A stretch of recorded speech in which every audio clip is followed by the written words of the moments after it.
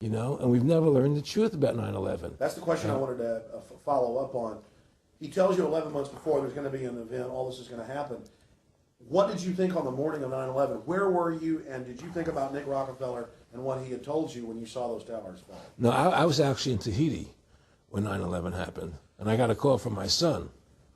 And my son said, the Twin Towers, they were just attacked, and they were falling down or something. So what are you talking? I was in Tahiti, I was asleep.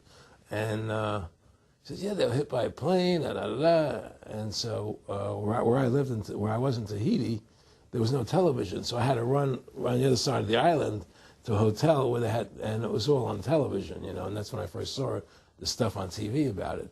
And I didn't immediately equate it to Nick, you know, but when I realized that we were going to go into Afghanistan, Iraq, and as that developed, I realized what it was.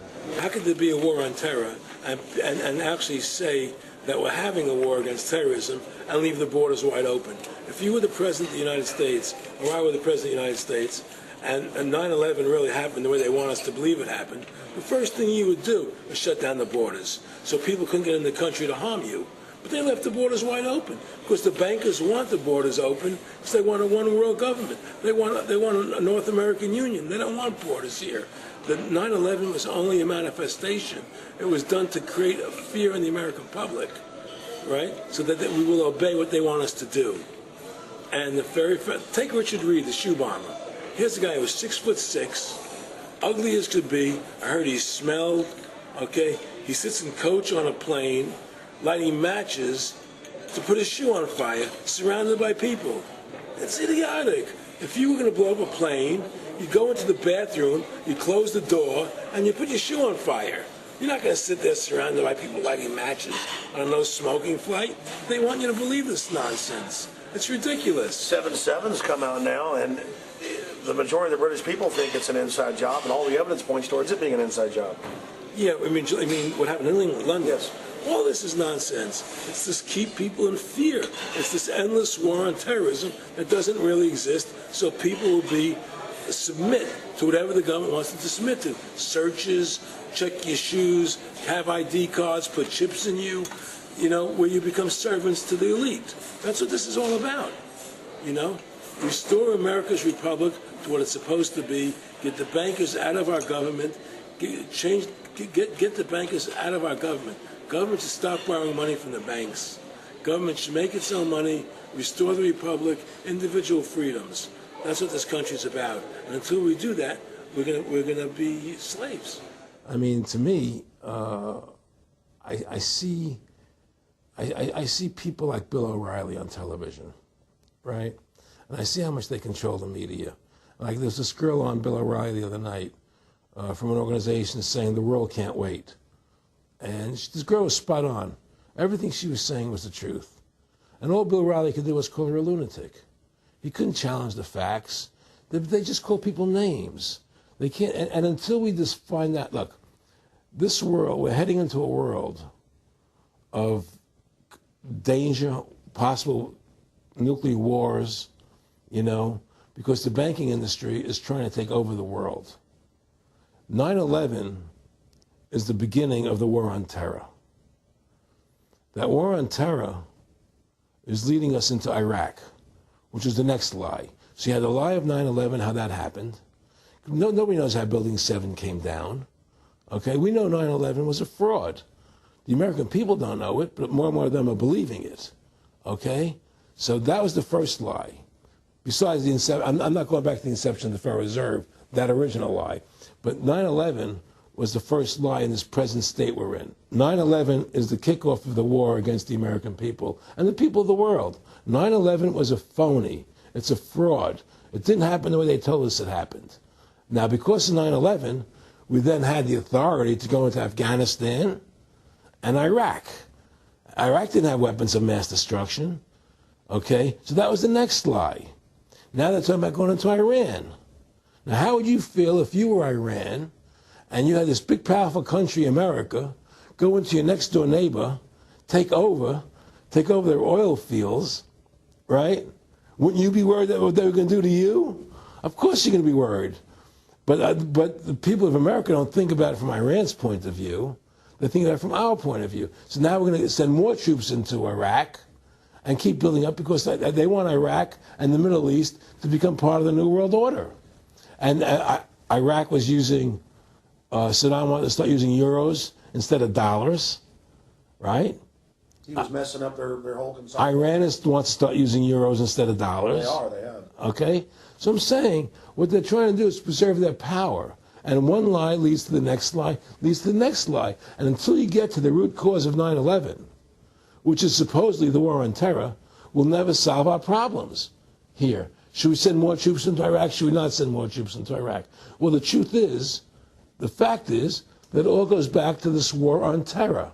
Where did 9/11 come from? That's the root cause of everything. And until we have a full investigation, find out why Building 7 fell down, why they shipped all the steel out of America so quickly, from the buildings, why all the things that don't make any sense about 9/11, until we find out why it really happened, we'll never understand why there's a war on terror. And we'll never be able to prove that the war on terror is a phony. Nick and I discussed many things. One of the things we discussed, or he brought up in conversation, was reducing world population, and felt that there were too many people in the world. In a way, I agree. There are too many people in the world, but I don't think I have the authority to say who's going to die and who's not going to die, But they felt that they wanted to reduce world population, and he felt that it should be reduced by half. He even mentioned to me once they were having a real problem trying to solve the Israel-Palestinian problem. And he talked to me once about they were playing with the idea of bringing Israel to Arizona, and taking all the people from Israel and giving everybody $1 million and setting up Israel in the state of Arizona. Unbelievable. Just to end that problem, because that's a problem that they're not in charge of, in a sense. They're not controlling that problem. They're very arrogant. They can do whatever they want to do. We've given these people the authority to create money out of thin air, and through that device, they control everything. And if you want to win the battle to stop that, you have to deny them the ability to create money. It's only because they can make money that they have all this power. They literally have the money machines. They have the money machines. They can print it. They can do whatever they want to do. They own everything. Aaron, we take over pretty quick. If we were the guys that issued the money, everybody had to come give us real assets for the use of this money we just printed up. People. I tell people, why in the world does the American government borrow money from the banks when they have the ability to create it themselves without borrowing it and paying interest on it? Why? And nobody can answer that question. Not one politician ever raises that. Why does the American government borrow money when they can create it without paying interest? Well, we did create it up until 1913. And so people say, well, because if the American government does it, it'll create inflation. That's the answer. I say, well, let's look at it. The American government has the Federal Reserve do it, which creates the same inflation as if they did it. But also with the inflation, now you're getting massive debt. So with the Federal Reserve, you have inflation and debt. Now, if the American government made the money, backed by gold, which limited the amount they could make, you wouldn't have debt and you wouldn't have inflation. But inflation was only about 50% from the 1780s, I've looked it up, until the late 1800s. And then we have the central banks already trying to cause some panics, which they then used to push the Federal Reserve. And if we look at inflation since 1913 into 2007, it's exponential. In fact, $1 is worth about 2 pennies what it was worth in 1913. Federal Reserve Chairman, former Federal Reserve Chairman Alan Greenspan, doubled the money supply from 2000 to 2006. And then Edward Bernanke, the new Fed chief, came in and said he's going to double it again in the next 2 years. And then he said, now I'm going to make the money supply numbers secret. And so now we don't even know. Right. But the evidence is they are just, in the curve of inflation, it gradually grows. And then suddenly at a point it goes straight up. And it seems it's parabolic, yeah. Parabolic. But the thing is that the only thing I disagree with you on from early 1800 to 1913, there was no inflation other than during the Civil War. You know, when Lincoln was Well, I'm printing. talking about how much a dollar was worth, and I know. It never changed. There was no inflation. In that whole 100 years, there was no inflation. People knew what the money was worth. They could retire. They knew what it would cost them to live their lives out. There was no problem. It was only since 1913, when the Fed came in, that we created massive inflation and massive debt. So then what you said earlier, then there really wasn't inflation. There was no So inflation. you don't get inflation when the government issues the money, at least in the U.S. history. No, not if it's backed by gold. Well, exactly, but I'm talking about, and I did look this up, and I believe that if you look after the country was set up, and some of the things that happened with Andrew Jackson and the rest of it, there were points where it spiked and there were manipulations. There were points, mostly during the Civil War. Yeah, and that's because Lincoln printed so much money. Exactly.